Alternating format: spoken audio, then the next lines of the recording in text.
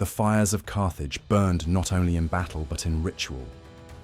Imagine standing in the heart of the great city, its walls towering over the Mediterranean, merchants flooding its harbors with gold, ivory, and slaves. Yet deep within its sacred precincts, beyond the markets and villas of the elite, another spectacle unfolds. One whispered about by travelers, magnified by enemies, and feared even by those who performed it. Torches flare against the night sky. Priests of Baal Hammon and Tanit stand cloaked in crimson, their faces lit by the dance of fire. An infant, carried in the arms of a noble mother, is brought forward to the stone altar. To outsiders, this is already horrifying, the offering of a child to the flames. But Roman chroniclers, with their sharpened pens, claimed there was more. They described how Carthage's ruling class, desperate for divine favor, combined these sacrifices with rituals of desire, sexual acts performed in the shadow of temples, orgies cloaked as devotion, and the mingling of pleasure and pain offered up to their gods. Whether these accounts were fact, propaganda, or something in between, they reveal a terrifying truth. Carthage was not only feared for its armies and navy, but for its reputation as a society where rulers blurred the line between faith, flesh, and fire. Carthage was a superpower of the ancient world, rival to Rome, mistress of trade across the seas, and heir to Phoenician traditions rich in mystery. Its rulers commanded fleets that darkened horizons, armies that humbled even the mightiest of foes. But to its enemies, the city was more than a political rival. It was a cultural threat, an alien society whose gods demanded rites that horrified Mediterranean sensibilities. To the Romans, Carthage was the embodiment of everything decadent, dangerous, and unholy. And so the stories spread. Noble women offering themselves in temples of Tanit, men debasing themselves in rituals of fertility, children cast into flames, while priests whispered chants of lust and death. These tales shaped Carthage's legacy, turning the city into a symbol not just of military rivalry, but of sexual corruption and moral collapse. But here lies the question that haunts historians. Today, how much of this was true? Archaeology confirms fragments, urns of infant remains, inscriptions to Tanit, erotic figurines unearthed from temple ruins. Yet much of what we know comes through Rome's eyes, sharpened by centuries of war and hatred. Did Carthage's elite truly intertwine sexuality and sacrifice in ways that shocked even their contemporaries? Or did Rome exaggerate, crafting nightmares to justify the city's destruction? For our journey, we must stand in that uncertainty, between firelight and shadow, between propaganda and reality, between faith and forbidden desire. What is certain is this: Carthage's elite rulers wielded sexuality not as mere pleasure, but as power. Power over bodies, power over faith, power over life and death itself. And this is where our story begins, with whispers of forbidden rituals in the wealthiest courts of the ancient world, with sacrifices said to be both of flesh and of fleshly desire. The city's walls may have fallen in 146 BCE, its stones sown with salt, but the dark rumors of Carthage's most horrific practices still burn in history's memory. But the real shock was yet to come. Power in Carthage was not measured only in fleets and armies, but in intimacy, in how rulers and priests bent sexuality itself into a tool of command. To understand this, we must peel back the gilded layers of the city's elite households and the sanctuaries where gods and flesh were bound together. The noble families of Carthage, descendants of Phoenician merchants who had crossed the seas centuries before, jealously guarded their bloodlines. Marriages among the elite were not matters of love, but contracts of power, forged to consolidate wealth, land, and access to office. Some sources suggest that, like the dynasties of Egypt, Carthaginian nobles practiced consanguineous unions, binding cousins, or even closer kin together in the name of inheritance. Such arrangements blurred natural taboos, reshaping intimacy into a political weapon. Beyond the household, the priests of Baal Hammon and Tanit wielded sexuality with terrifying authority. Roman and Greek writers allege that temple prostitution was practiced in Carthage, where women of high rank might dedicate themselves, whether for a night or for life, to the goddess. In this telling, a noblewoman could kneel before Tanit's altar, surrendering her body as both sacrifice and offering. Such acts, seen through the hostile eyes of outsiders, transform desire into ritualized submission, making intimacy not private but profoundly political. And this is the chilling heart of Carthage's elite culture. Sexuality was never just pleasure. It was instrumentalized, a means to control, to dominate, to reinforce hierarchies. To share a bed with a priest might secure divine favor. To offer a slave for ritual coupling might earn social prestige. Even within families, concubines and courtesans were tokens in a larger game, their bodies extensions of their master's status.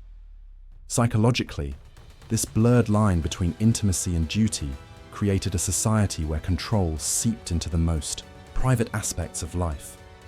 For Carthage's rulers, mastery of sexuality was mastery of people themselves. A rival could be humiliated not only through political defeat, but through forced exposure, public accusations of indecency, or ritualized degradation. In such a society, intimacy was weaponized, binding loyalty, enforcing obedience, and crushing rebellion. But there is another layer, darker still. To Roman audiences, tales of Carthaginian women selling their bodies in temples, of men debasing themselves before gods, were not simply slanders. They were moral warnings, propaganda crafted, to prove that Rome fought not only a military rival, but a decadent, corrupt civilization. Yet propaganda often grows from kernels of truth. Archaeological finds, terracotta figurines of erotic scenes, fertility symbols linked to Tanit, votive inscriptions that tie sexuality to divine blessings, suggest that Carthage, like many ancient cultures, believed erotic energy could nourish the gods and, in turn, the state. Thus, Carthage's elite rulers controlled not just wealth and armies, but the very taboo forces of desire. By binding intimacy to religion, they made every private act a public duty, every indulgence a performance of loyalty, and every forbidden touch a statement of power. And if the elite mastered desire to control their people, what happened when scandal broke that control apart? The real scandal of Carthage would come not in whispers of ritual, but in events that shocked the ancient world to its core. The most infamous scandal of Carthage was not whispered behind closed doors. It was performed, under the open sky, before the gods and the city itself. At the center of it, all stood the Tophet, a sacred precinct outside Carthage's walls, where generations of urns, filled with the cremated remains of infants and children, have been unearthed by archaeologists. The Romans, eager to brand their enemies as monsters, described the Tophet in lurid detail. They wrote of noble families, when war or famine threatened, bringing their firstborn to the temple of Baal Hammon. The child, adorned in fine clothes and perfumed oils, was laid upon the stone hands of a bronze idol. A mechanism tilted the figure forward, sending the infant tumbling into the flames below. The cries of the child, mingled with the chants of priests, were said to echo across the city. But Roman writers did not stop there. They alleged that these sacrifices were preceded by sexual rites of fertility, ritual orgies performed by Carthage's elite, who believed that only by combining pleasure and pain, creation and destruction, could the gods be fully appeased. In their telling, noble women disrobed before Tanit's altar, while men, intoxicated with wine and incense, coupled with slaves or temple attendants as part of the offering. The climax of desire, followed by the climax of fire, was said to seal the covenant with the divine. Modern historians question the exaggerations, but archaeology has given weight to at least part of the tale. Thousands of urns containing charred bones of infants and animals have been discovered at the Tophet. Some argue these represent natural infant deaths, ritually buried. Others insist the pattern, children between 1 month and 4 years old, often firstborn sons, matches the Roman accounts of sacrifice, One story, preserved in fragments, describes a moment of crisis during the Punic Wars. Carthage, pressed by Rome and facing famine, turned to its gods. A decree was issued. The nobility must offer their children. Families gathered in the Tophet, and as flames roared, witnesses claimed to see priests and nobles engaging in rites of frenzied abandon, mixing grief, lust, and religious devotion in one unbearable spectacle.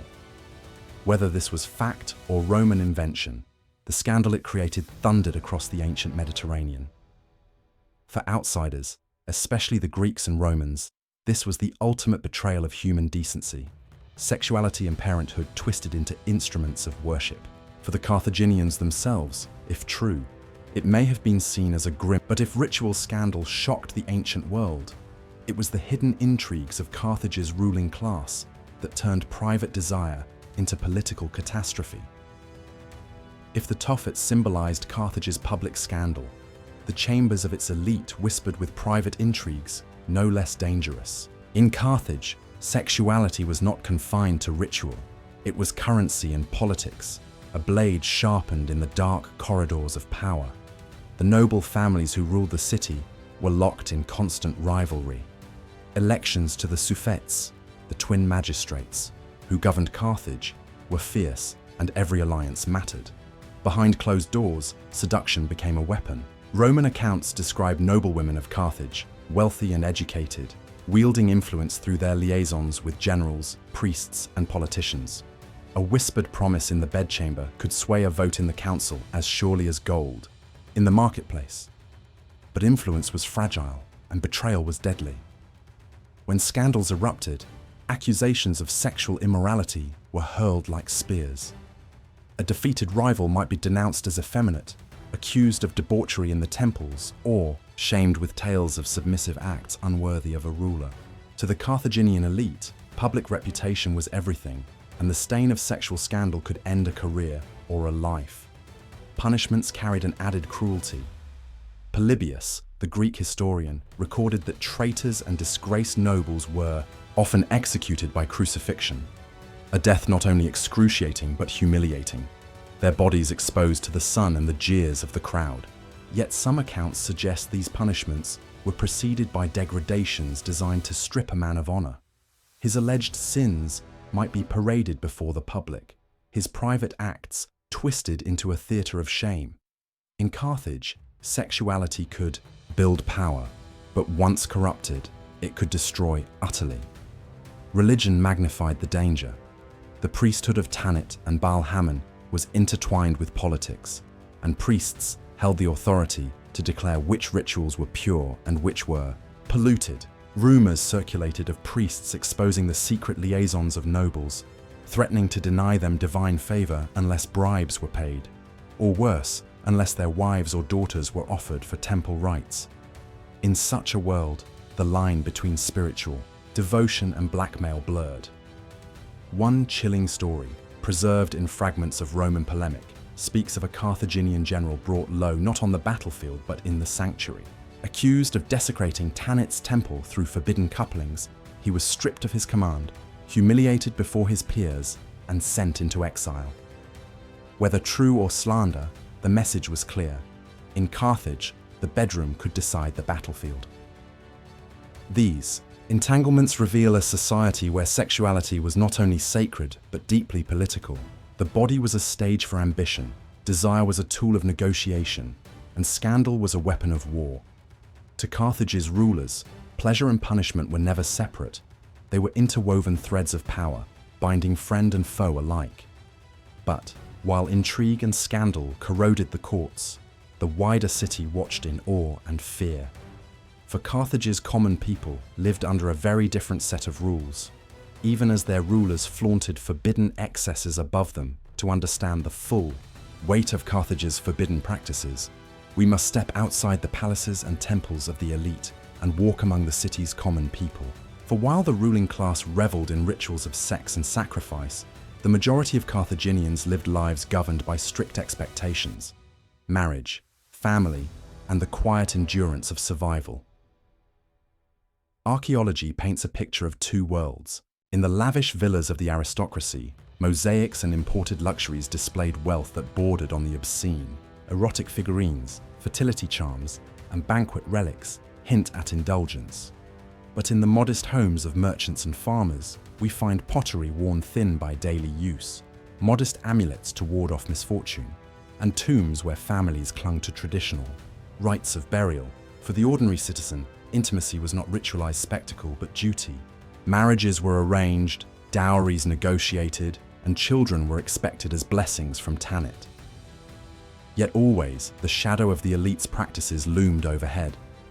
Rumors of noble women dedicating themselves in temple prostitution, of men debasing slaves in orgiastic rites, would have provoked both awe and disgust. The average Carthaginian may have viewed these acts not as common practice, but as symbols of a world above them, where power excused indulgence and morality bent beneath privilege. Slavery added another layer. Enslaved bodies were commodities, not only in labor, but in pleasure. In elite households, slaves could be forced into sexual service, displayed at feasts, or even offered in temple rituals as substitutes for their masters. This exploitation created a cruel double standard. While ordinary citizens clung to modest norms, the ruling class transformed intimacy into a stage for both dominance and spectacle. Women, too, lived under contradiction. Elite women were said to wield influence through fertility rituals and temple offerings, yet their autonomy was tightly bound by family and priesthood. A noblewoman's body might be demanded by her husband for political favor, or by her priest for divine devotion. Common women, meanwhile, bore the brunt of household duties, their roles vital yet invisible. The gap between elite and commoner grew ever wider. Where the rulers blurred the sacred and the obscene, the people endured with quiet piety. To them, sex was not a performance for gods and politics, but an act of continuity, producing heirs, binding families, preserving survival in a world of war and famine. And yet, even in the streets, the echoes of elite scandals shaped perception. To see a noble family lead a child to the Tophet must have been both terrifying and incomprehensible. To hear of temple rituals drenched in desire must have fueled resentment. Carthage's people lived under the weight of their rulers' taboos, bound to a city whose survival demanded acts they may never have understood or dared to question. It was this growing divide between elite excess and common restraint that set the stage for collapse. For no society can bear the burden of taboo forever. And when Carthage faced its greatest crisis, it was not the people, but the excesses of the elite that sealed their fate. Every civilization reaches a moment when its own excess becomes unbearable. For Carthage, that moment came in the crucible of the Punic Wars, when Rome's relentless armies closed in and desperation forced the city's rulers into choices that shocked even their allies. The year was 310 BCE, during the first struggles. With Agathocles of Syracuse, when famine gripped Carthage, ancient sources whisper of a decree unlike any other. The gods demanded not only offerings of grain or animals, but the sacrifice of the nobility's own children. According to Diodorus Siculus, 100 children of the city's leading families were offered at the Tophet, their ashes scattered in sacred urns. If true, this was no longer just ritual. It was a moment when the elite turned their own bloodlines into currency of survival. The people, watching, must have wondered, what kind of rulers would demand such a price? But the stories did not end with the fire. Roman and Greek writers embroidered the tale with rumors of orgiastic rites, carried out the night before the sacrifices. They claimed the elite gathered in Tanit's temple, drinking heavily, coupling with slaves, concubines, even each other, in acts meant to summon divine favor. The mingling of desire and death, pleasure at night, sacrifice by day, became the most damning accusation against Carthage. To its enemies, this was proof that its rulers had fallen into madness, their morality consumed by fear and desperation. The final century of Carthage's existence magnified these scandals. As Hannibal marched across Italy during the Second Punic, War, the city itself strained under siege and uncertainty. Roman propaganda claimed that, in secret, the Council of Elders demanded renewed fertility rites. Offerings not just of infants, but of the most forbidden sexual practices to please the gods. Whether true or slander, these rumors spread across the Mediterranean like wildfire, painting Carthage not only as a military threat, but as a cultural abomination. Even within the city, the cracks showed. Disgraced generals were crucified not only for military failure, but for whispered scandals of indecency. Nobles were accused of consorting with priests in unholy ways, their reputations ruined before their enemies ever raised a sword. When power is built on secrecy and taboo, a single accusation becomes a weapon sharper than steel. The turning point was not just on the battlefield, it was in the minds of Carthage's people and the judgment of the ancient world. The image of their elite as lustful, corrupt, and blood-soaked hardened into myth. And myths can be deadlier than armies. When Rome finally besieged Carthage in 146 BCE, the city's destruction was framed not merely as conquest, but as divine justice. To the victors, Carthage's fall was the inevitable punishment for rulers who had blurred the line between the sacred and the obscene. But what happened after the flames? What legacy did these practices, real or imagined, leave behind? And how did they shape the memory of Carthage for centuries to come? When the flames of Carthage were for the Romans, Carthage became a cautionary tale. Its defeat was retold not merely as a military triumph, but as divine retribution. Senators in Rome argued that the gods had punished Carthage for its obscenities, and that Rome had acted as the hand of justice. In this narrative, the fall of Carthage was inevitable, not because of Hannibal's defeat, not because of Roman superiority, but because the city's rulers had courted damnation through acts of lust and blood. The cultural impact spread further. Later, Christian writers seized upon Rome's accounts of Carthaginian ritual, transforming them into moral exemplars of pagan corruption. Church fathers such as Tertullian and Augustine, himself born in Roman Africa centuries after Carthage's fall, pointed to the alleged practices of the city as evidence of the dangers of false gods and unrestrained desire. To them, Carthage was not simply a rival of Rome. It was a symbol of what happens when societies surrender to taboo. But the consequences were not only ideological. Carthage's reputation shaped policies, wars, and cultural memory across the Mediterranean. For Rome, justifying the annihilation of an entire civilization required more than strategy. It required moral clarity, and Carthage's scandals provided it. By branding their enemy as perverse, Romans cleansed themselves of guilt. They had not destroyed a city of merchants and families. They had purged a nest of sin. Archaeology complicates this picture. The urns of the Tophet, filled with the ashes of children, stand as mute witnesses to some form of ritual death. Figurines of fertility symbols and inscriptions to Tanit suggest that sexuality and religion were indeed intertwined. Yet modern scholars debate fiercely. Were the Romans exaggerating, turning ritual burials into sacrifices and fertility rites into orgies?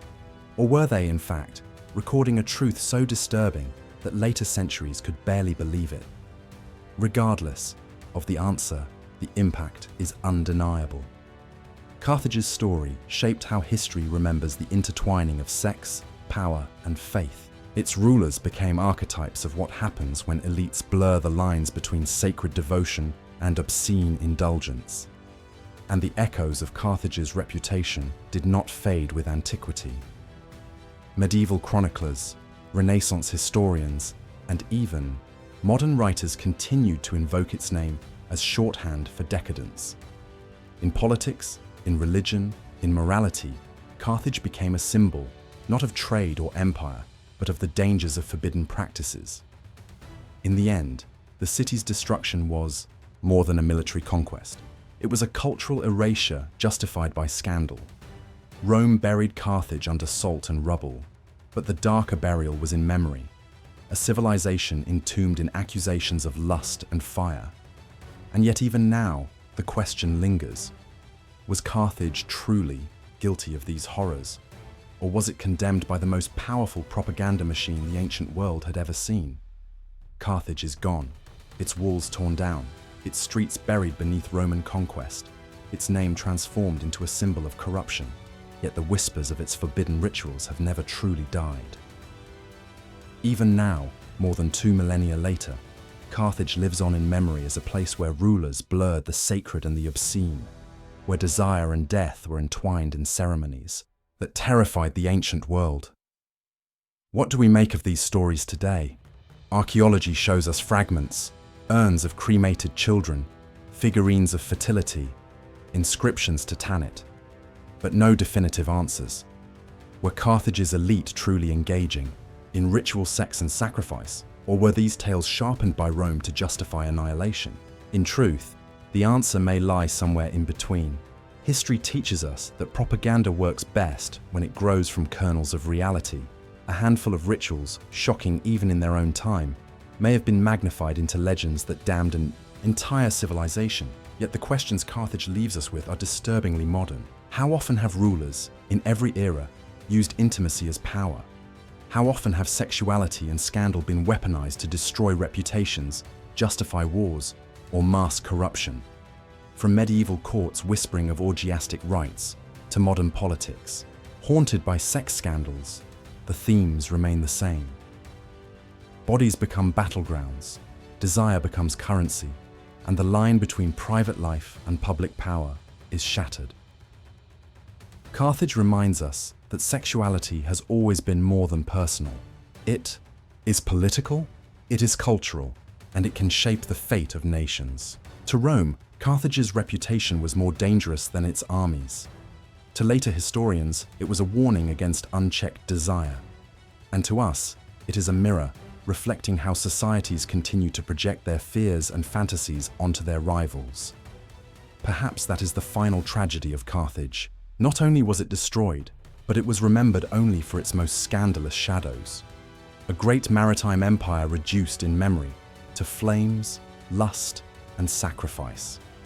A city that may have been no more guilty than others, yet condemned by enemies, as the embodiment of decadence. And so the question lingers, unresolved. What truly happened in the temples of Tanit and the courts of Carthage's elite? Were the stories of orgies and child sacrifice horrors of reality, or horrors of imagination crafted by Rome's relentless pen? We may never know. What we do know is this: history is written not only in stone, but in scandal. And Carthage, more than any other city, shows us how the most forbidden whispers can outlast even the strongest walls. What other secrets lie buried in history, waiting for their moment to rise from the ashes and force us to confront the darkest corners of human power and desire?